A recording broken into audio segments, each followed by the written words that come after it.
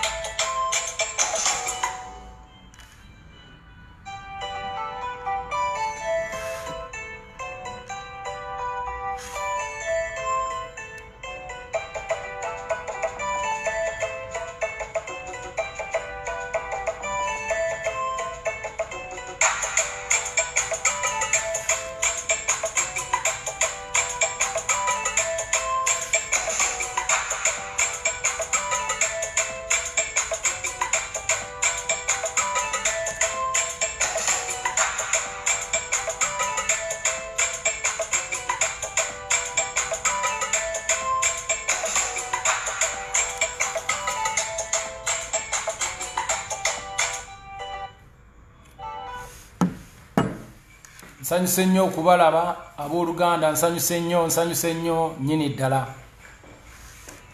Amanya n'eddoboozi Idrisa Musuuza Eddie Kenzo. Nsanyuse nnyo okubalaba, mwebale kujja ku live eno.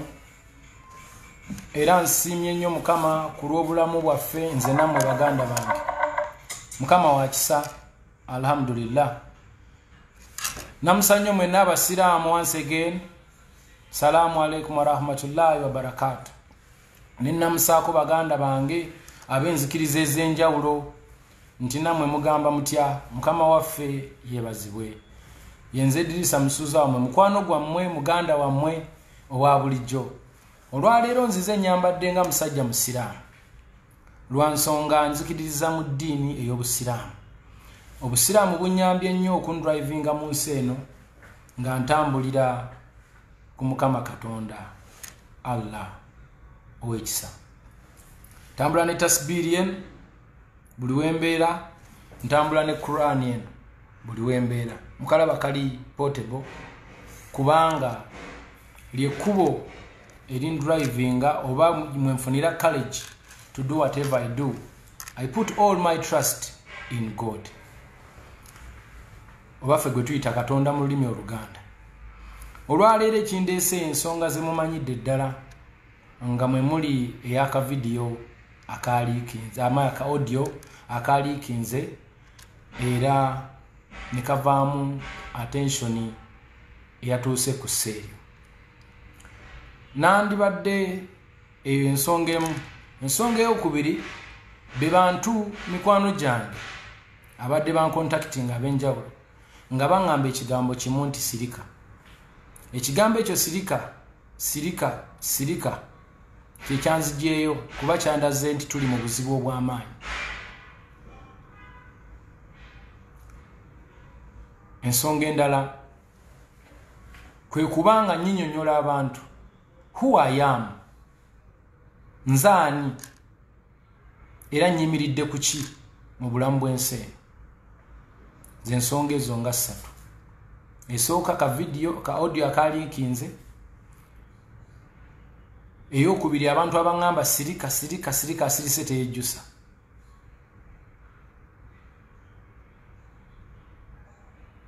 ensonga eyokusatu oba eyokuna kwe kussaamu abantu ekitiibwa kubanga abantu bonna bwe bafuuka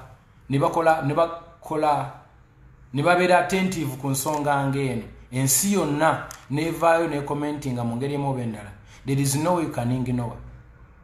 Tosobola gamba mbunne ensonga temuli makulu nga abantu bonna bakiwadde obudde kiba kitegeeza onyoomye bantu banno oba public.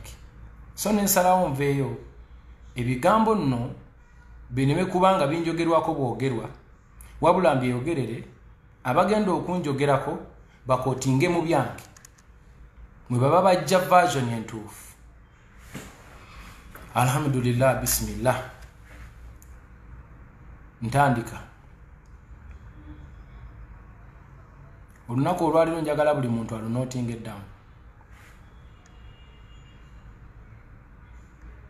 era njagala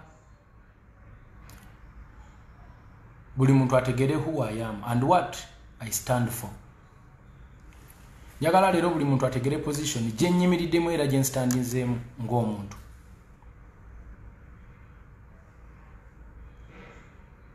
Ngenda kutandika n'emikwano gyange baganda bange mwenna abanjagalidde ebbanga abampagiridde ebbanga manfudde kyendi nange oluusi ne mbaako benfuula kye bali.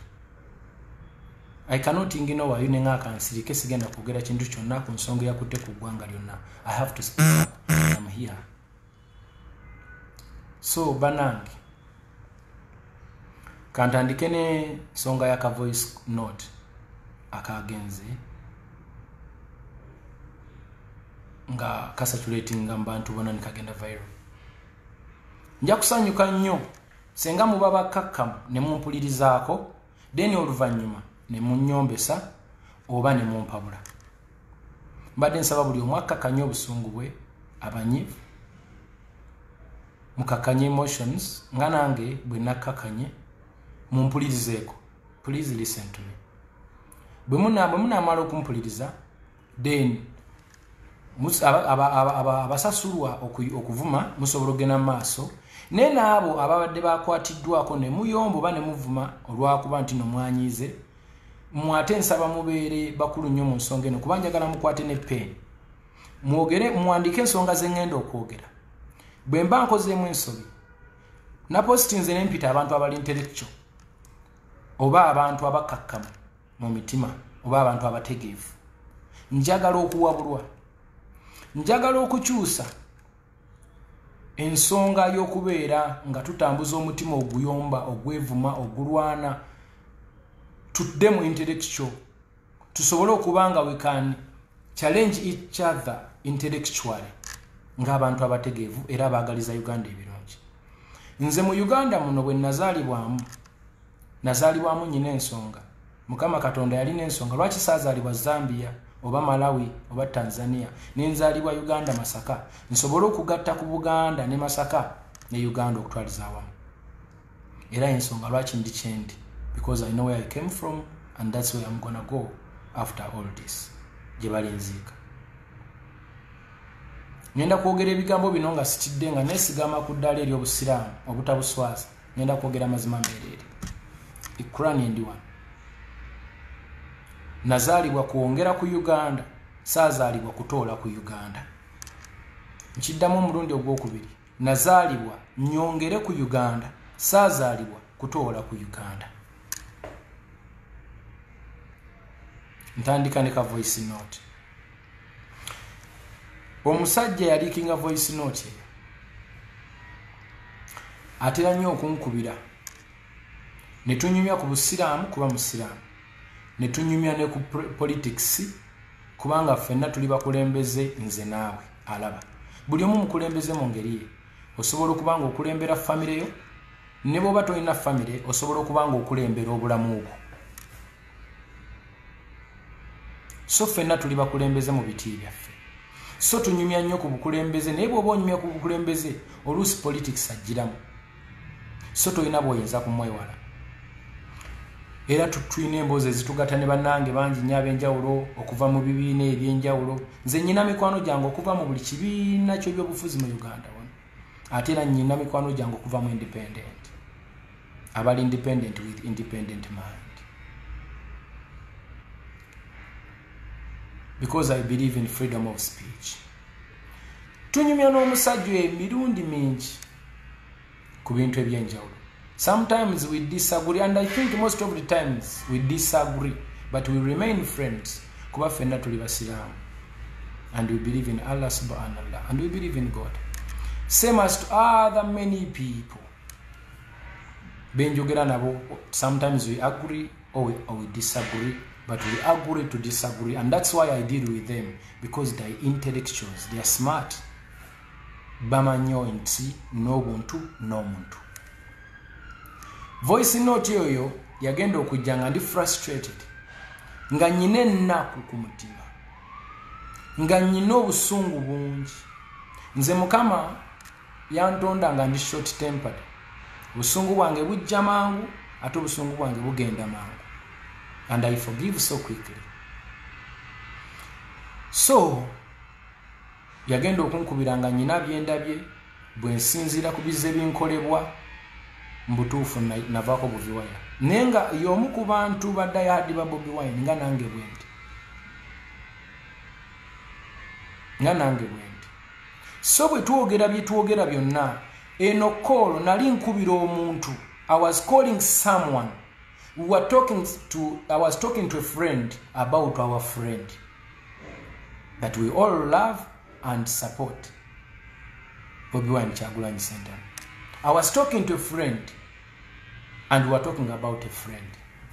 Towuliriza voice note eno ng'olinga awuliriza interview nti nabadde ku interview nga nyina gwe nkubira. No. Giwulirize as a leaked audio. A leaked phone call recorded by someone bwenyinza okugamba nti yandiddemu olukwe kubanga nadde sikimusuubiramu naye ndi musanyufu nnyo nti audio eyo yatambudde osanga Mukama Katonda alina kyayagala okuyisaawo and it is the reason why I am here today with the Quran because I'm going to speak the truth.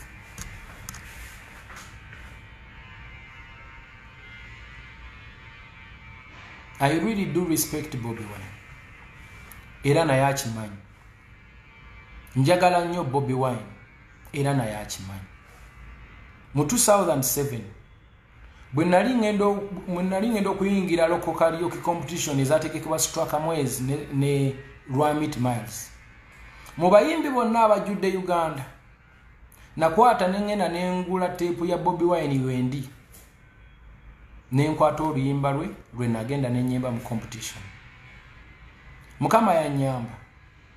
Bobi Wine najja. Narunda Bobi Wine okulaba nga mujjako at least autograph era nagifuna. That's how much I love this person. Njagala nnyo Bobi Wine. I'm a big fan. And is my source of inspiration because he's a ghetto youth. Fabana be mu ghetto tutunuulira nnyo yasitusa okuva mu ghetto. Atuwanye essuubi nti oba oli awo nange nsobola okufuuka ng'omusajja oyo. Omuyimbi asinga okunnyimbira ennyimba ne zinnyumira ye Jose Chameleone ne Bobi Wine.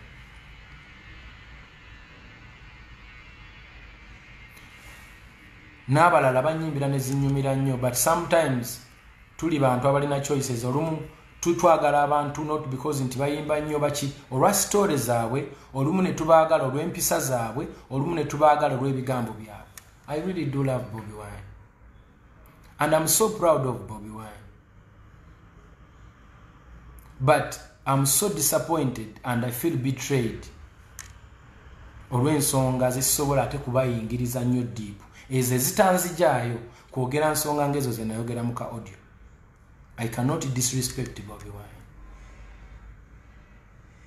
But Bobi Wine njogera naye nga muganda wange, njogera naye nga nze omuwagizi we, era nenjogera naye nga mukwano gwange. Mweyo audio nali njogera ku Bobi Wine omuyimbi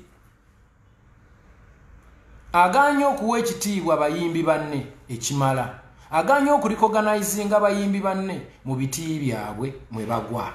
That's what I was talking about, and I was frustrated because I'm a victim. Kati buli muntu ali yanvuma. Njagala oddeyo owulirize audio eyo. Ebigambo bye nayogera nga bw'obiwandiika wansi. Bw'omala okubiwandiika obyanalyzing ojjompa bule intellectually. Don't be part of these hooligans who are paid to just make noise and make Uganda a bad place.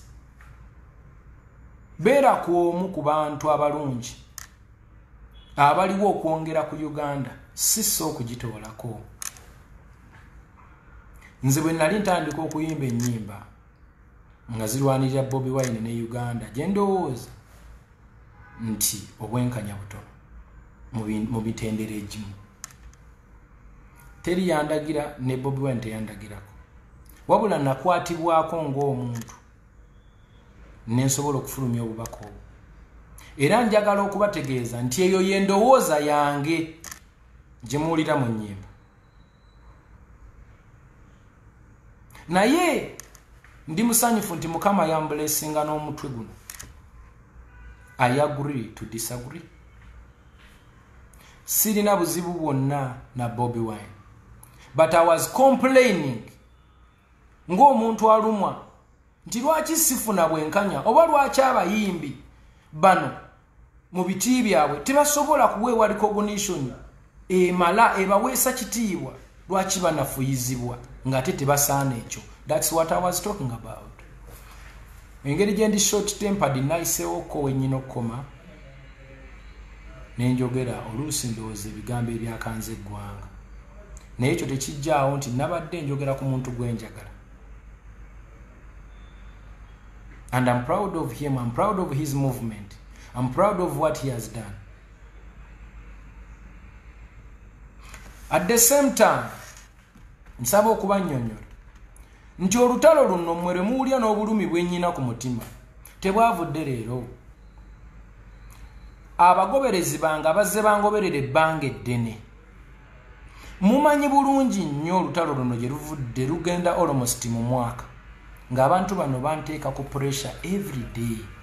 Come and use your voice, come and use your voice. Ne banvuma, ne bampita kino, ne bampita kiri, ne bampemula every day. Bw'oba olowooza nnimba, njagala mugende ku posti zange zemposting every day. Bwe kutabaako bantu banvuma nga wadde audio tennafuluma, ng'oyo sinze, muddeyo wansi mukebere, kuba nkimanyi tebasobola zideritinga ne bazimalako. Nyina ekibuuzo, mwali mupuliddeko nga nfiisa obukulembeze bwa Bobi Wine? Mwali mumpuliddeko nga ngamba nti temulonda Bobi Wine? Mwali mumpuliddeko nga nnwanisa enteekateeka ze? Mwali mumpuliddeko nga muddi campaigninga? No. Naye there is something behind all that, and that's what I was complaining about. I was crying for justice from the person I really do love, because I feel betrayed as a person. Nyinze nga Kenzo wemba ngoberera omuntu simugoberera nga agoberera Buddha. No, ngoberera omu Allah subhanallah, kubanga ebintu bye birambuka bulungi atusindikira n'omutume Nabbi Muhammad n'amukkiririzaamu obuntu bulamu. Nabbi yakola ebintu ebirungi ffenna bye twenyumirizaamu. Senga Nabbi yali yakolayo ebibi era nandibyogeddeko. Jesus Christ mukkiririzaamu kubanga Jesus bw'omusomako buli kye yakola kituufu, mu budde obutuufu, mu ssaawa entuufu. Bobi Wine mukkiririzaamu, naye Bobi Wine alina ebintu byali mu kukola nze ate bye sikkiririzaamu wadde nga byenzikiririzaamu bingi. Same as President Museveni. President Museveni mugoberedde ebbanga ddene namukolerako ne mu 2011. After 2011 natandika okulaba ng'ebintu ebimu ebitambula nze tebinsanyusa nga kwotadde n'okuba nti saasasulwa bwe nabakolera. Simanyi oba ye yanyaga oba be yatuma tebampa sente zange naye saasasulwa, and I didn't complain because I respect President Museveni. Sirina buzibu ku Bobi Wine, guno omukono gwa ddyo. Bwe mba nnyina obuzibu ku Bobi Wine ng'era mwagaliza kibi, nsaba Mukama Katonda anzigyeko buli kye nnyina, nsigale bute ntambuze ebigere ku Kampala Road. Bwe mba mwagaliza kibi Bobi Wine, era nkutte Qur'an nti bwe mba nnyina ekibi kye njagaliza President Museveni, nsaba Allah nkola ekyo nna kyasinga okwagala. Bwe mba nnyina obuzibu ku mukulembeze yenna ow'eggwanga lino, nsaba Allah nkole buli kimu kyasinga okwagala. Bwe mba nnyina obuzibu ku muntu yenna eyanvumye oba abantu abalina enzikiriza zaabwe ez'enjawulo, nsaba Allah ankole kyasinga okwagala. Sibalinaako buzibu, but some of them I disagree with them. I disagree with the Honorable Kyagulanyi olw'ebintu ebimu bya driving. I disagree with the President Museveni olw'ebintu ebimu bya driving. I do agree with Bobi Wine olw'ebintu ebimu byatambuza. I do agree with President Museveni olw'ebintu ebimu byatambuza. Ku bantu ababadde basinga okunvuma nga bannanga okuba nti nagenda ewa Museveni, nsaba okubategeeza nti ebizibu byammwe ne President Museveni bye mumunyiigirako, ebyo nammwe byammwe, nze nange bye munyiigirako byange ne bye musiimako byange, era nnyina eddembe erinzikiriza okubyexpressinga mu bitundu bibiri, okumugamba nti kino kirungi n'okumugamba nti kino kibi. Nze ng'omuntu sirina gwe nsalirawo, sirina gwe nfoosinga, sirina gwe nnemereza, sirina gwe nnwanisa, but I'm fighting for freedom, for my peace. Omuntu yenna ngamba mbu lwaki wakyalira Museveni oba oli mukunzigulako lutalo, kibanga bw'oŋŋamba nti lwaki oyagala nnyo Bobi Wine, lwaki oyagala nnyo Besigye, lwaki oyagala nnyo Mugisha Muntu, lwaki oyagala nnyo Erias Lukwago, lwaki wenyumiriza nnyo mu Nambooze, ate lwaki oyagala nnyo Amelia Kyambadde, oba lwaki oyagala nnyo Geno Katumba Wamala. Kubanga bakulembeze abakwatiridde Uganda eno gye nsobodde okugaggawalira mu munansonyiwa, siri mugagga nnyo naye ate siri bubi, kubanga mu nsi eno kasita ofuna abaana n'ofuna ettaka n'amayumba n'ofuna emmotoka oba olinako wootuuse, ebyo nno tebyandibadde bikulu kubanja kubireka, naye kasita oba n'obulamu, obulamu kyabugagga. Yensonga lwaki mpa President Museveni credit, kubanga ebbanga lyonna lyembedde mu nsi namusanga afuga, tanzitangako ate nerwanyeeko nembaako byonna byenfuna. Singa President Museveni wano yateekawo ko ku lutalo wano mu Central Buganda oba mu Uganda wano, nembanga nfunamuko okulemesebwa, nandibadde sirina BET, sirina baana bange, sirina nyumba zange, sirina mataka gange. Nze nno munnange ntobye ne ntuuka n'okuba nti nagula ne ku beach, era abantu tugenda liirayo ebyennyanja obudde bwonna. Kati sinza butamuwaka credit yako. However much I also do disagree with him. Sinza butawa Bobi Wine credit zaagwana nti Bobi Wine alwaniridde eddoboozi ly'omuntu we wansi okubanga liwulirwa. I thank him for that. Munfuna bulungi. Nze ndi wano okwe-expressinga what I believe in as a person. I'm not here to speak for nobody. I'm not even to speak for my children. I'm here to speak for myself as a Dikenzo. I'm expressing my feeling on a honest point of view. Wonna wawulira nkoze ensobi nsaba noting ojompa bulemu. Nsaba wabeeyo omuntu ajja ambuulira nti lwaki nnyina okuwalana Museveni mu bulungi obw'ekitalo. Nyinyonyola lwaki nnyina okumuwalana. Era ombulire lwaki sirina kwogera naye mu butungi obw'ekitalo. Bwonna mpa points zo nga ndaba zimakinga sense, I will stop. Era njagala ompa ensonga lwaki gwolowooza mpala na Bobi Wine. Bino ebintu tusobola obikola on camera nga n'abantu balaba ne tufuna discussion ng'abavubuka abategeevu. Nebino ebintu byogenda nga tuvuma ensi yonna muswaze ensi yonna byebimu ku bintu ebyanzijja mu layini y'okubanga ntambulira mu mbeera eyo ey'obuwagizi bwa people power kubanga nalaba nga waliwo ebintu ebikolwa nga nze sibikkiririzaamu ate siri ndiga nti ngoberera bugoberezi nze ndi muntu alina byenjagala okubanga biyitawo ndi muntu alina kyayagaliza Uganda eno okujongerako kati nange nnyina byendowooza nti biyinza okukola ne bitambuza Uganda era ne bigitwala mu maaso kati gwe bwe mba nkugoberedde nga nkuli mabega naye nga ndaba tokkiriza kuwabulwa toyagala kwogera n'abantu toyogera kutoba abantu budde toyagala then nze ngamba kati kanzireke ebbali kuba kati kino kinsusse naye sigamba nti bambi mpala na mukulu wange mwagala nnyo era mwagaliza nnyo I wish him all the best Kurani njikutte bwe mba mulinako obuzibu Allah nzijulire mu bulamu bw'ensi eno bubi nnyo oba ndekewo mbonaabonereko si mulinako obuzibu alaamu alamayi njogera nga nkutte Kurani nze nagenda ku Kaaba ne njeetoolola ne nsaba Allah ekisonyiwo byonna bye nali nkoze mu nsi eno ansonyiwe bwe mba nga nnimbye nga nswaza Allah Katonda gwe nzikiririzaamu nga Bobi Wine nyina kye mwagaliza ekibi era bwe wabaayo omuntu yali ampadde ssente nti genda okyaye Bobi Wine abantu oba genda ofiise Bobi Wine nga baazimpa nti genda omufiise era Mukama nkole kyasinga okwagala na meetinga President Museveni ne twogera bye twayogera ne muviira nga taŋŋambyeko kigambo Bobi Wine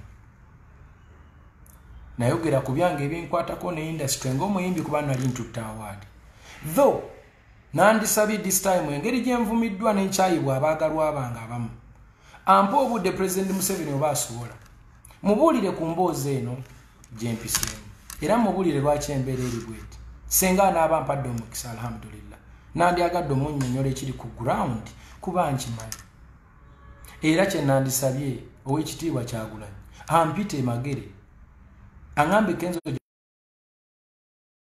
tusobole okulaga ekifaananyi abantu mwe abali eyo nti ensi terina kulwanagana bulwanaganya wabula okuteeseganya ate kye kisinga obukulu mukkiriza mu Jesus Christ and Nabi Muhammad njagala mutunulira abantu abo ebintu bye baakola n'engeri bwe baahandolingamu ensonga kyali kikulu nnyo y'ensonga lwaki mubakkiririza omuntu yenna yeegulumiza ne yefuula Sipiria n'alowooza nti ye tagambwako ne batuuka n'okugamba nti tasobya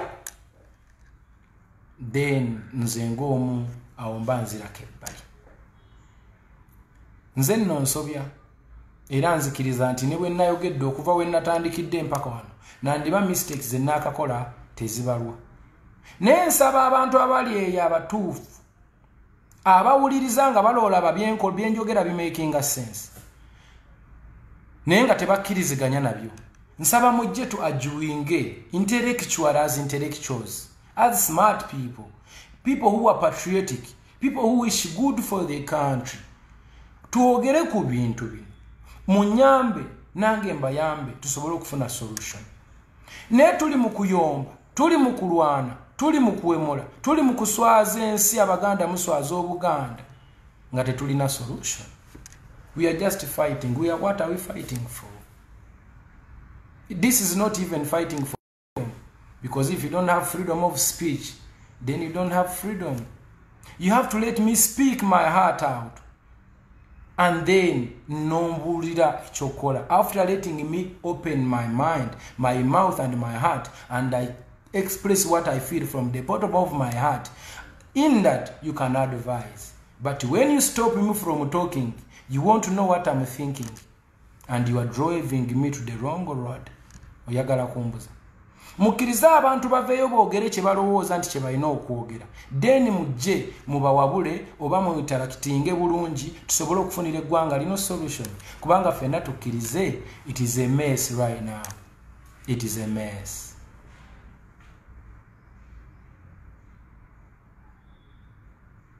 Onfuna. Waliwo abantu abasasulwa okuvuma.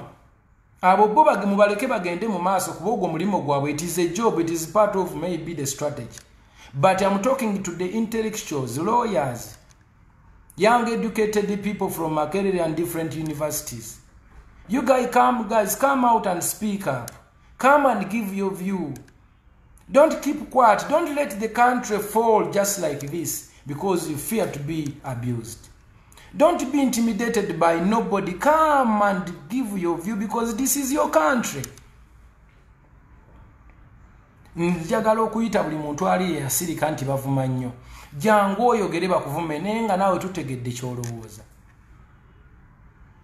Nammwe abavuma njagala okubabuulira nti nze siri mu kubalwanyisa era mbaagalanya alhamdulillah nsaba Allah bawe kye musinga okwagala naye munnange mbaagaliza mirembe era whatever I'm doing and whatever I'm going to do I'm doing it for the best of our country and I believe I have done something ntaddeko ettofaali ku dunia yattu eno ku lukalu Uganda. I've done something right now as I speak. Okusinziira ku message zenfuna I'm expecting okufa oba okufiirwa kubanga message zenfuna bwe zingamba era nsuubira okufa oba okufiirwa but I will die peaceful alhamdulillah because I've spoken and I feel nti I'm relieved now. Ensi emanyi bwe mpulira ne kyembadde feeling and I'm very okay. So nsaba tukkirize mulekere abantu eddembe lyabwe ery'okwogera. Muleke abantu boogere ebibaluma eggwanga libitegeere abatukulembera basobole obizolovinga. Saayogeddeko ku bukulembeze bwa mukulu Kyagulanyi. Nabadde njogera ku Kyagulanyi musician, not a politician. Nga ngamba lwaki omuntu ono omuyimbi asobola oyisa bw'ati bayimbi banne ng'ate yalina okubawa platform. Nnyo naye tekitegeeza mbu siyinza kumunenyaako senga mba ndaba ng'alina walaga watali watuufu. Sina kumunenya but commenting. Nga nammwe bwe muli mu kucommentinga views zammwe ne disrespecting. Buli omu abayogedde byonna bye mwayogedde nga nkute Kurani eno sibalinaako buzibu kubanga nkimanyi muli banyiivu ate ensonga zammwe nazo ntuufu. Naye ekisinga obukulu kwe kulaba nga tubeera abantu balamu abakola ebintu eby'obuntu bulamu. Tubeera abantu abalungi eri community. Tosobola kuŋŋamba mbu I should not deal with the president. Mbu sirina kudiringa na president ate nga nze gwe nkomplainingako. Lwaki tompa omukisa ne mutuukirira ne mugamba muzeeyi wano na wano si watuufu? Why don't you give me that chance? Kubanga nze mbirivingira mu peaceful transition of power. Nze njagala Uganda ereme kufiirwa yadde omuntu n'omu wabula ate efuna obukulembeze obutuufu. Ekyo kye mbirivingiramu. Njagala kulaba ku Uganda ng'eringa Tanzania nga bakulembeze babiri basatu beekutte mu ngalo bonna nga tuba celebrating. Ebizibu bya Museveni byakoze mu nsi eno bingi naye ate n'ebirungi byakoze nabyo bingi. Mwe abamu temwagala kukikkiriza neffe abamu tukkiriza kubanga nze Dikenzo senga Museveni yateekawo olutalo mu myaka gino 10 senga siri kyendi era senga siri mu kwogera nammwe kati ekyo siyinza butakimuweera credit. However much n'ensobi zaakoze nnyingi era ze zinyizizza abantu okutuuka ku kino. Ze zinyizizza eggwanga okulaba nga ligwamu omuliro. So tumuyambeko bwe tuba tusobola okulaba nti tutereeza ebyasoba. Omukulembeze addako addire mu mirembe. Sinnawakanyako obukulembeze bwa Bobi Wine ekyo sisobola kukikola. And I'm proud of him. I'm proud of him. Naye temunziba mumwa, temuziba bantu mumwa, temuvuma nsi eno, temuwemula nsi eno, temuwemula nsi eno Uganda. Kuba ebintu bino bigenda kusigala ku record. Nze bwe mba nakoze we nakoze mistake gye njagala mujje mumbulire nti wano wasobezza. Naye ebintu by'okuvuma abantu abakulu muntu alina emyaka 75 n'omukakanako n'omuvuma ng'ovuma omuntu agrandiwa somebody somewhere there n'omuvuma nga bw'owulira nti ovuma omuntu kwegamba let's not do this. Zino bino ebintu by'okunafuya abapresidenti ba Africa. It is a strategy. I'm not doing this in trying to protect Museveni. No, I'm using my knowledge because I'm well traveled and I'm learned. I'm exposed. Ebintu bingi mbirabyeko, mbikutteko, njize ndabye. Nyina passport kati mukaaga. I finish a new passport almost every 5-6 months. That's how much I've traveled and I know what is happening out there. Kano katono ngenda kaba wako katono munasonyi ogenda ko politics abakulembeze ba Africa babateeka ke ebigambo bye muulire bisere bisinga kubattira legacy nti new generation yebakyawe nnyo nga bwe bali babagenda okwogerwako gye bujje bwogerwako bibi byokka. For example wano mu Uganda Museveni tumuyita dictator naye kambajjukizeeko katono nti Queen wa Bungereza akagifugira emyaka gyonna teri amwogerako. Bajja leta politics simbu Queen simanyi biki naye bw'abanga bwe kiro bakyogera kale balonde president tulabo baana abikkiriza. Eyo tuveeyo. Trump ayina emyaka 74, Museveni ayina emyaka 75. What is the difference? Ayagala kuddako Trump. Gwe baleeta asinga Trump obukulu. Tuddeyo nga balonda Trump we baali bamulonda Hillary Clinton dayo ku internet buli kyenjogera kiri ku record. Hillary Clinton yasinga Trump obululwe milioni 2 nga bw'onabeera n'omuntu milioni 2. Senate y'abantu 40 neerondo ono abantu 40 ne basinza abantu milioni 2 obuyinza. That is dictating. But I'm not gonna go. Esijja genda eyo sibinkwatako. Naye kyenjagala okwogerako kye kino nti ffe kale buli omu awagire kyawagira okusinzira ku ndowooza ye, ne buli omu awagire mu mutima omulungi, buli omu awagire mukkirize Uganda eddeyo nga bwebadde ku mulembe gwa Besigye nti buli muntu asobola okuwagira kyawagira ne tutambula bulungi. Ne bwe munaayagala muleete wano ebintu by'okulwanagana n'okulema tugenda kumaliriza ffeka kubanga Uganda abantu si bizimbe. Buli muntu afa counts. Abaana mbalaba mulwana ne police ne mugikuba ebikonde tubasobola yafuuka tubasobola naye fe abamu tetubasobola. We can only speak by law. So munansonyiwa sirina muntu yenna gwe nkubira campaign and I'm wishing all my best to my brother Bobi Wine. I want him even to win and become a president. That will be history and I will be proud of him, and I don't think my mukwano gwange bwemba nyina president gwensobola okubira kasimu ne mugo wayi nze kyaliwo ndiwa, then that is the best. But tetulina bwe tugamba nti abakadde baffe tubajje wate baffe bufi, but we can help them to rest bulungi nga tukozesa obuvubuka abalowooza obulungi okusinga bannaffe abapromotinga entalo. Tribalism tulina bulungi bannaffe betumanyi nti buli kalulu bwe katuuka bapromotinga tribalism kibakolerera kibutaala mu bakulembeze.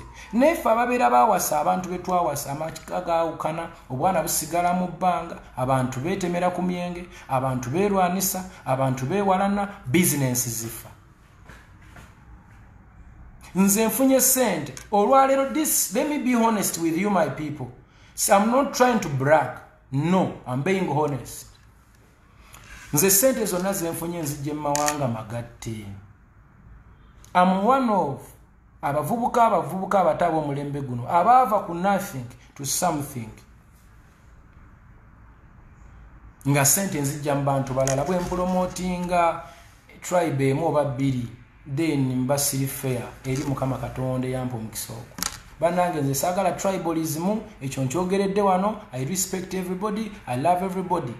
I love people from all over Uganda. I love people from all over the country. I'm not a racist. I love all the people because I believe in one love. Nze nkimanyi muli banyiivu era mulina ebigendererwa byammwe. Nensaba mukkirize tutambulire mu nsi ey'emirembe, ekyo kye kisobola okututwala mu maaso. I'm here to express what I feel inside me. Bwe naamala obyogera bino njagala video eno mugisaving. Bwe naaba nfudde nga bano abantu bwe bagamba nti bagenda kunzita oba okutta abaana bange, musobole okuba nga mugizanyira abaana abaliddewo nti Kenze ndowooza ye yali bweti, and this is my view. I believe in peaceful transition of power. I believe in respect the elders. I believe in respecting each and everyone ku myaka gye, and I do practice this. Abantu ababeera nange, you know, I practice this. I love everyone. However much nti nno tuli frustrated. Nanga I'm part of you guys. Siri musanyufu. nange ndi omukumwe aba complaining abanyigiriziddwa. I'm also pressed in my own way. But fighting is not the solution, my people. Wanga kati gomvuko w'emyaka 2 ayagala okulaakulana batadde waawe embeera oluusi egenda mala emyaka 2 nga teteredde kakati gwe ate byewandifunye kati obifunye ddi? Omwana omuto abadde alina ogenda ku ssomero asome. Nayogera bino nyina n'engeri gye nsobola okufuluma eggwanga lino at any time kuba obusobozi mbulina ne family yange. How about you, my dear brother, somewhere atalina na passport? So sija genda nnyo mu bingi, but I'm speaking my mind and I'm ready to die as you guys promise me. But this is what I believe in. I'm independent. I don't belong to any political party. I'm independent with an independent mind. I'm waiting to vote. Nali ngambanga nti ngenda kulonda gundi era nerinnya nendoogera olw'embeera gye mumpisaamu ey'okunvuma n'okunvolonga n'okwagala okummalamu ekitiibwa kati nasigazza genda kulondera ku ballot. Nze mmanyi gwe naalonda. I'm an independent person and I will vote. I'm ready to face all the challenges ezigenda okujjira ku bino. Bino byonna mbyogera kubanga I'm passionate and patriotic. I love my country. I believe in mistakes. Mistakes nga batukulembe okubayambako okuzikollectinga. Naye waliwo olumu wetunenyanga naffe tulina okwenenyaamu lwakuba ffe tweyagala nnyo. We will love ourselves so much and we forget even anything else. Okitegeera. So nze mbadde nsaba gwenga gwe obuvunaanyizibwa bw'olina wali ogenza ekoddi ewa chairman wo n'omunenya nga bw'onenya abakulembeze bonna abalala nga bwe tubanenya n'omugaana naye ebintu byakuno bitambula bitya. Lwaki abavubuka abakubwa kuno? Lwaki poliisi eyo tetugenda ng'abeekyalo ne twogera ne osoyo kyakola ng'emivuyo gino? Lwaki mutabani wa gundi akola bwati mwakomadde okukola bulungi bwansi oba okulongoosa omwala? Naffe tulina ebizibu byaffe lwakuba tetubitunulamu. Kati nno nze ayogera naawe nali nkikozeeko mu busiraamu bwe nzikiririzaamu, nali nkikozeeko ate ne nkikola ne mu buwangwa. Nze nva waffe Masaka. Kati kanjogere ku bukulembeze bwange nga nze omu. Mu busiraamu abasiraamu tebakkiriza kwogera bye bakoze, naye ngenda kubyogerako olwaleero kubanga waliwo ekizibu kye tuli mu kusolovinga, and that's what I'm doing today. Abasiraamu nsonyiwa okwogera ebyenkoledde obusiraamu, ngenda kubyogera lwa nsonga nti nnyina omuntu gwe njagala okulaga nti ffenna tulina obuvunaanyizibwa okutambuza eggwanga buno mirembe, era buli omu akkirizibwa okukola omulimu gwe.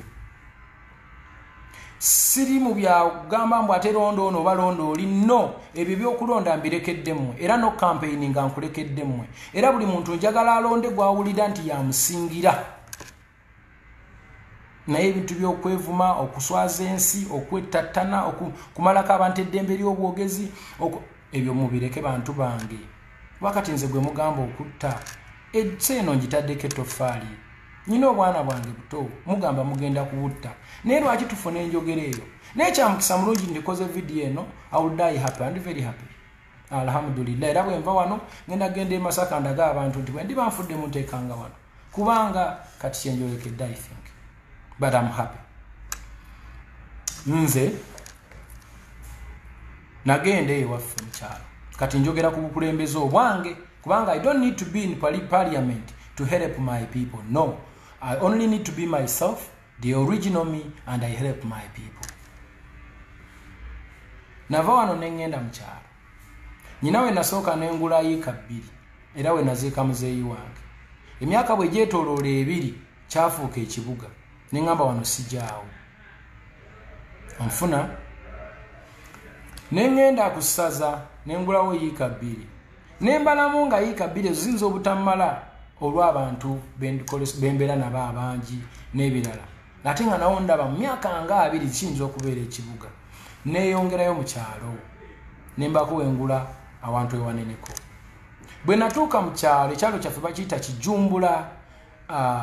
Era bw'oba ogenze n'otuuka ekijumbula ekyo kiri mu Kirumba.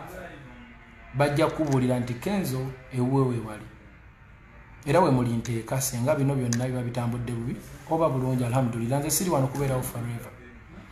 Bwe natuuka ku kyalo okwo nga maze okusasula nga nguze enkeera waalwo naddayo nempita abatuuze ne mbagamba bannaaye nagamba chairman mpitira abatuuze njogereko nabo bamanye ne mbeyanjulira ne mbagamba bannaaye yenzo omuyimbi wamwe Edirisa Musuuza Kenzo nazze kugula wano kubanga I believe this is a good village. Muline ettaka eddungi muline ekyalo ekirungi and I believe nti tusobola okubeera kuno mirembe. Ne mbagamba naye sizze buzzi wabula n'enkulaakulana nzireese. Buli gwe nali naye mu lukiiko yalowooza nti nze Musuuza nzize kwesimbawo. Ne mbagamba nedda sizze kwesimbawo naye nzize okuleeta enkulaakulana kuba nze Eddie Kenzo ate nzize. Nakwata milioni 10 ze sinnabawa kubanga tebannampeereza pulaani ya SACCO. Ne mbaganya ne milioni 10 era nakati nzirina bwe baneetereza ngenda gendeyo bambule pulaani nzibawe. Ne mbaganya ne milioni 10 njala tutandikawo kasaka akatono tulabe kayinza gejja katya kasobola okuyamba ku kyalo kyaffe. Era ne mbagamba nti ekkubo lino kuba ekkubo lyali teririmwangako bukyanga tuba babaawo mu nsi teritanga mu tractor. Ne mbagamba engeri gye ndi Eddie Kenzo nja kukozesa ka influence kanga akatono ekkubo lino lijja kulimwa. Okuva ku kkubo okutuuka ku kyalo kyaffe zile dakiika nga 2 ku 15. Nakwata ekkubo ne ŋŋenda ewa Kasolo atutwala member of parliament. Ne mugamba bw'oba omanyi nti wali olinnyeko ku kyalo kyaffe n'ojja okusaba akalulu honorable ng'era olina minisita tusaba otulimire ekkubo lyaffe eryo okolagana n'abekikwatako balirime. Bw'oba oganye honorable I'm going to decampaign you ewaffe togenda kujjayo kalulu honorable Kasolo. Nali ntudde naye mu meeting mwagala nnyo mukwano gwange but I was going to decampaign him. Nasanyuka nnyo okubanga ndi Ivory Coast nenfuna essimu okuva mu kyalo nti ekkubo baalimaze. Nayogera n'abeekyalo mu meeting eyaddako ne tukubira ab'amasannyalaze nga tubabuuza kiva ku ky'okuba nti ffe tetulina amasannyalaze era kyetaagisa ki. Ekyo kye tuli mu kukolako. Nayikondo kuba amazzi bagakima wala ku luzzi agonja kugabasimira kubanga ndakagula esibbanga ddene emyaka ndowooza nga gumu kitundu tugenda mu 2 ate nga sitera gendayo nnyo kuba mbadde busy nga travelinga nnyo. Otherwise senga mbadde nnyo nga mbeera nnyo Uganda nandibadde bingi nabikolako. Saakomaawo ne njogera ne mukwano gwange Umaro ne muga Umaro oli musajja musiraamu oyagala nnyo obusiraamu n'ekyalo kyaffe omuzikiti mukadde nnyo. Umaro yeetema agenda zimba omuzikiti gwe ku kyalo kyaffe. Church nze ngenda kujezimbira. Waliwo akasomero kaffe akasomesa abaana okuva ku P1 mpaka ku P4 basomera mu kayumba katono tebalina ngatto tebalinaki. Natula ne tiimu yange Eddie Kenzo nga tukozesa Eddie Kenzo Foundation ne tugula engatto bonna era ne tubagulira uniform bonna. Ne ngenda mu Richard Hand nga nkozesa mukwano gwange Humphrey nabimanya ne mubuliramu essomero lyaffe eryo ku kyalo. Nangulira peni n'ebitabo n'eziseeti n'eziruula ne tugenda ne tubawa bonna. Pulaani zennyina eri essomero eryo nnungi nnyo kuba Mukama bw'anaaba annyambye n'enkolagana ne bannange tusobola ozimbawo akasomero akali beta nga tuyita mu nkolagana ey'okuyambagana ne connections zennyina. Munfuna bulungi. Nyina pulaani endala nnyingi nnyo ku kyalo kyaffe. Lwaki njogera nnyo ku kyalo kyaffe? Kubanga gye ngenda okuziikibwa nze gye nva. Naawe nkuwa challenge munnanga mpuliriza nti bw'obanga oli eyo olina obuvunaanyizibwa okutereeza w'obeera okusinga okwononawo olw'okuba bali abeeyagaliza bokka bakunyiizizza. Tukkiriza abantu abo beeyagaliza nnyo ekimala naye batukyaye ensi yaffe batukyaye bannaffe batukyaye baganda baffe. Why don't we get a solution? Gwe solution yeyinza okuba nga yakulonda Mwami Kyagulanyi, thank you very much. Omulala solution yeyinza okuba nga ganze mzee agira abeerawo naawe weebale. omulala ayinza okubanga ganze nja kulonda FDC webale neze kye nandisabye temwandibadde partisan wabula mulonde abasobola temulonde ebibiina londa asobola kubanga tulina abantu abali mu opposition abalungi nnyo ate tulina abantu mwene alemu era abalungi nnyo nga wadde pate yaabwe nga bwe mundaba waliwo wetu kyankalinyiza wangi nnyo era ensonga lwaki tuli mu mbeera bweti namwe gye mulaba ensi yonna ekutta akati bayombesa omuntu ng'Eddie Kenzo ayongeddeko wabula tatoddeko olw'okuba nti nno leaked voice note and it is leaked ate yavudde mu sayidi yeeri sinze nagitadde bali be bagitadde omusajja agamba oyo mbu yagiweereza eri baagala etuuke ku Bobby ntule ne tusolvinga ensonga kubanze Bobby namuweereza video voice note nga muwe ebitiibwa byonna nembimalayo era ne mwenyonyola lwaki njagala mu meetinga nali njagala kwogera ku ebyo ebinnuma era namwe bwe muwulira mu voice note eri nali ngezaako okumunnyonnyola era ne baŋŋamba bali abasajja ne mugamba omusajja oyo nti yaŋŋamba tumugambe ki ne mugamba mu mugambe nnyina birivu nti fe ali mu kutunafuya bayimbi banna abanene olwo si lukwe. That is being honest. Bwe njogera ku bukulembeze bw'obusiraamu nga nze omusiraamu obuvunaanyizibwa bwe ntutte mu busiraamu abasiraamu saba mu nsonyi kino tekikkirizibwa naye waliwo kye tuli mu kutereeza mu society. Nfuna nze saagala kwesimbawo saagala kunnonda sigenda kwesimbawo wabula ndi mukulembeze okukululira ayagala okulaba nti ensi etambula bulungi. I love leadership and I love people. I love people. I want to see people smile. And that's why I have Eddie Kenzo Foundation. I do this for humanitarian work because I want to see people smile and want to put a smile on someone's face using my small capacity. Salama Road kwenkolera. Emizikiti gyako gyonna egiriko. Baseeka baako bonna abaliko. Bwe mbanga simuwanga ku ssente cash ng'omuntu. Buli kisiibo buli muzikiti. Ngwensawo ya kawunga, ngwensawo olumu kawunga, muceere sukali. Olumu muceere sukali. Ekyo nakakikolera emyaka egiwera 4. Kuva Kibuye mpaka Munyonyo. Nakakikolera emyaka ng'ena nga sisosodde muzikiti nagumu wadde nali ngusalidde basikusaliranga. Bwe nali nkyali ku street nga ndi ghetto hustler. Nyino nali ntobera nnyo mu Kisenyi. Nyino omuzikiti gwe mu Kisenyi Nakivubo we naliranga. Ogwo muzikiti nakagube koguwa embeera eyo eye mu kisiibo okumala emyaka gyonna gye maze nga nkulaakulanye ng'omuyimbi. That is like 10 years and more. Bwe mba nnimba baseeka beekweja emizikiti baveeyo bagambe nnimba. Ewaffe Mengo ewaja Nabagereka maama wange alina omuzikiti ewaffe awo mu ghetto. Nakakikola okuva lwe nafuuka Eddie Kenzo mpakati. Abasiraamu nsaba mu nsonyi we nengezaako kulaga abantu baffe nti we can help tulina kye tusobola okukola. We can do something. Munansonyi oba mpiseewo, munansonyi oba ndi mukola nsobi, but I'm frustrated and I'm emotional. Njagala kugezaako okutereeza society nti wabeeyokko abantu abamu abasobola okubaako nabo bye basobola okutambuza mu ngeri yaabwe nga tetumaze kwetemako mitwe. This is too much, my people. This is not a joke, and we should not take it just like a joke. This is a serious matter. Tetulina kunenya mwana n'omwe abaana be mulaba bayomba ku Facebook okwo si bakyamu. Abaana si bakyamu, balina ebibaluma ku mitima. Ate nga batuufu. Tuyambe ffe abasobodde okubanga tulina we tutuuka.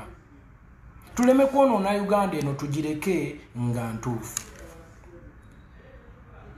Bingi nnyo bye nsobola okwogera. Naye sijja genda nnyo wala kubanga n'alima awagonda atera nannyuka. But at least nsaba Mukama Katonda omulungi ow'ekisa. Ebigambo bye njogedde n'ensobi ze nkoleddemu. Wabeewo ababitegedde nga bali nterekikyo. Bampite. Babeeko we bantuuza. Oluusi nga waliwo ne zikamera. Tuddemu tubinyumyeko. Bampabule ntegeere oba nange mbawabule bategeere. Naye bwe munanvuma obuvumi ne munkyaye ensi. ensejja kumanya nti bano baagala kusuula busuuzi Kenzo balina olukwe kati temulabikanga balina lukwe njagala muveyo mu challenging intellectually munjigirize nze siri muyivu nnyo munjigirize kuba ate mwe musomye nako mutegeera ebintu okunsinga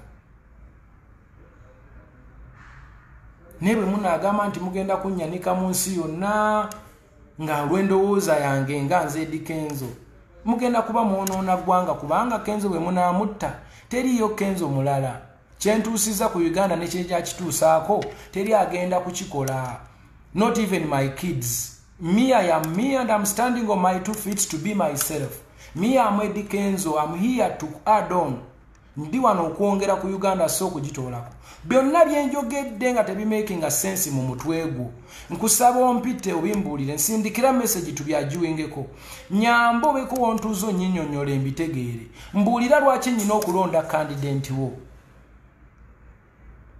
naye bw'ogamba nti ate onzite nveewo ne bwamurede nfuna siweebwangako sente kuvuma muntu yenna na kumufiisa neekoledde sente zange buli kumuke neekoledde kange saagala muntu aŋŋaana ku meetinga President Museveni senga mba nfunye akakisa temukiŋŋaananga ekyo wadde omuntu akola mu gavumenti ya Museveni saagala muntu angoba ku Bobi Wine kuba oli muganda wange era nja kumulaba era nja kwogera naye era bino bijja kuggwa kubanga mwagala nnyo era naye akimanyi Bobi akimanyi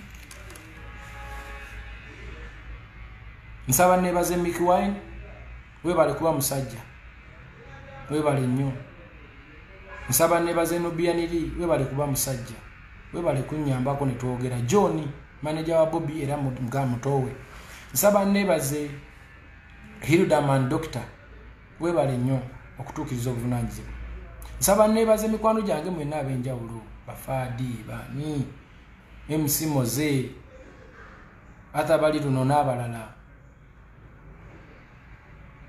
Kenneth Maleba bana bonna mukwano gyange bakaterega mwebale okuba abantu abakulembeze abakkiririza mu agree to disagree abakkiririza mu nteeseganya abakkiririza mu nkolagana n'obwaseruganda and this is what I stand for mwebale kuntegeera we always agree and sometimes we don't agree but we remain friends and this is what is supposed to be no disrespect for nobody nze nyine okutakwatagana ne President Museveni bw'amaanyi nnyo mu bintu bingi nnyo kubanga abaana abanyiize is one of the reason why they are like this waliwo watanyezeza bulungi mu nkolagana n'abavubuka naye bwe mpulira omuntu avuma President Museveni n'amukwamula bw'ati kimpisa bubi kubanga gwe mulembe gwenfuniddeko buli kyenfunye nze olutalo terunkolera I believe in forgiving and forgetting. Maybe you cannot forget, but forgive, you'll be forgiven. Give, you'll be given. Share, you'll be shared for. Bless, you'll be blessed. MashaAllah. Mudini zonaze sisosola muntu n'omu buli omu mwagala. Era abantu abali abasuubira okunzita munzite nga mukimanyi nze mbaagala nnyo. I love you guys from the bottom of my heart. Alhamdulillah. Kitandiseza Qur'ani yange nontambula nayo mu nsawo buli wembeera.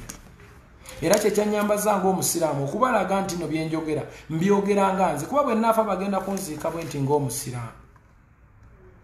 Kati amuhiya eno video temujerabiranga mugiterekanga emyaka gyonna abaana n'abazzukulu ne bagirabako. This is what I believe in and this is who I am. I might be an hypocrite ku side y'omulala, I might be a right person ku side y'omulala, but this is who I am and eno yendowooza yange. Nze government bwebe ndeetedde omulimo ogw'okugikolera gwongere ku Uganda I cannot sisobola gaana kubanga nze siri mu kuzanya politics asigenda kwesimbawo wabula bwe kiba kigenda yamba ku Uganda I'm so happy to put a tofali on my country n'okuyamba abavubuka kubanga obwo obusobozi mbulina nze manya abavubuka kyenyizo bakolera inshallah sengamba nfunye obusobozi. Era ndowooza management yange naku zine badde eri mu nteeseganya ne Ministry of Tourism so that I can promote tourism internationally and locally. Senga tuba tufunye omukisa ogwo ne babanga baate kubanze mbadde mu quarantine era mwenkyali bagenda kundischarginga lwaggulo lwa leero nga byawedde. I will be so glad nja kukozesa omukisa ogwo okukyusa obulamu bw'abavubuka bangi bwe baana babagumpadde kubanga tebasobola kuŋŋamba nti nno ogenda kuleeta abalambuzi opromoting e Uganda ng'ate abantu si basanyufu. Tosobola kuŋŋamba nti nze nakene kyane nsayininga nga Kenya Tourism Ambassador ng'ensi yange weeri ekyo ekintu kyali kikyamu era nakolanga neebwalabwala nga saagala na kubyogerako. Unfortunately contract ya Kenya nagisayiningira Uganda ku Sheraton naye bwe banaaba bateeseganyiza ne bakama bange benkola nabo nga bakkiriziganyiza terms and condition ne becoming a tourism ambassador. I will be very happy, grateful to help abantu bange nga mpita mu bulambuzi kubanga ate bwe banaagaana I will resign. Me, I love people. I don't nsiri mugagga nnyo but ndi mumativu mu mutima alhamdulillah. Era bwe bakutuma nga abagagga ennyo tondeeta naye baleeta abagagga mu mutima ondeetanga. I'm very rich in my heart and I'm a very honest person. Yensonga mwe nkoledde mistake zonna nzikoledde mu kubeera passionate, nzikoledde mu kubeera honest, nze nsobi zonna ze mulaba nkola nzikola because I'm honest. I speak the truth. Nze njogera n'ebinswaza nimbabulira obulamu bwange mwempise abantu ne balowooza nimba ngezaako kwegula mbungula buganzi. Nze seegula buganzi, saagala kwegula, saagala kabampaane. I'm here to be a Dikenzo ebyokubeera famous and simanyi kubeera sweetheart abantu banjagala ennyo bansuute. No, I'm doing what I am doing because I know one day I'm going to leave this world and I go. So I'm using each and every chance I have in Uganda or in Africa to add on so kutola. Bino emirimu gye ngenda okuleka nga nkoze mu nsi muno gye emirimu egigenda okunfuula omuntu tomorrow nga navaawo legacy. And that's why Bobi Wine is my hero. He has done something that I can see that change weeri already. N'abantu abaali bafugafuga ebyokusaaga kati baazuukuse. What a man. What a great personality. What a humanitarian. Niye bwe mbanga ate nvuddeyo munenyeko wasobeza ate ne bangamba oyo tasobya atayogerwako takola ki then Uganda gye tuba tuwolekedde gye tumwagaliza eba tegenda kuba nnungi. Ladies and gentlemen, that's who I am and that's my views. Byoyo yenze awo wenyimiridde bwabeerayo abavubuka abakkiriziganya nange nga byenjogera mu byagadde nsaba mujje munneegatteko mumpe n'amagezi tuyinza kuyambagana tutya tuve mu bintu by'okwerwanyisa. Tusobola okwekolamu ekibiina ne tusonda ssente ne tubako bye tukola. Tusobola okuyiya mu ngeri yonna. I'm here to be with you people so that we can be together and unite our country. We can make better a Uganda nga tuli wamu ngera tuteesa. Naye bwe tuneevuma ne tweswaza ne twedobongola ne twefiisa ne twagala okwesuula ne twezza wansi, nothing will happen. Nze musuuza gwe mwagala okusuula oba okukyaya ensi. Mukama Katonda byampadde si bingi nnyo era nkyayagala okufuna ebitonotono. Naye ate byennyina nsobola okutandikirawo, nsobola okulima alhamdulillah. Nja kuddako e Masaka mbalage n'ennimiro zange, muyinza olowooza nsaaga, nja kubalaga amataka gange. Okitegeera? Mbalage byenkoze n'ensuku zange n'amatoke gange n'emmwanyi zange. Nsobola okuddeyo n'ennima naye sigenda kubeera hypocrite. Nzize wano neesese neeyogeza eby'ekiyaayi ng'ate nnimba. I think I've expressed myself. God bless you for God and my country. Assalamu alaikum. Mukama abankuumire mubeere bulungi buli omu gyali abeere mirembe. Mbaagala nnyo nnyini ddala. Nandiyogedde bingi okusinga wano naye nja kuwonoona. Olwedde ndabika nayonoonye dda. Kale mwebale, saba Mukama abankuumire. Abanjagaliza ebirungi mbaagala nnyo. Nammwe abantegekedde ebibi Mukama abampeera omukisa. Kuba nze sibalinaako buzibu. Assalamu alaikum.